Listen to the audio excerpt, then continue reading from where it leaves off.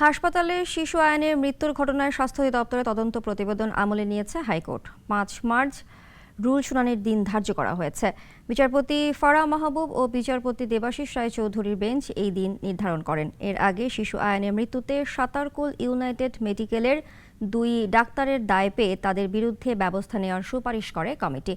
একই সাথে আয়নের বাবা মাকে ক্ষতিপূরণ দেওয়ার পাশাপাশি দেশের অনুমোদনহীন সকল হাসপাতালে ক্লিনিক বন্ধ করার সুপারিশ এসেছে।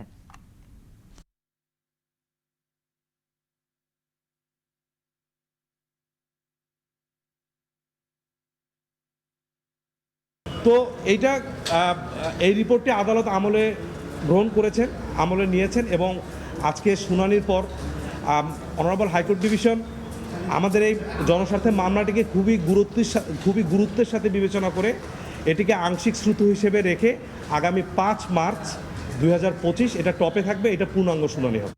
250টিরও বেশি ডিজাইন অপশন নিয়ে ওয়ালটন স্মার্ট ফ্রিজ, বোঝে আপনার প্রয়োজন।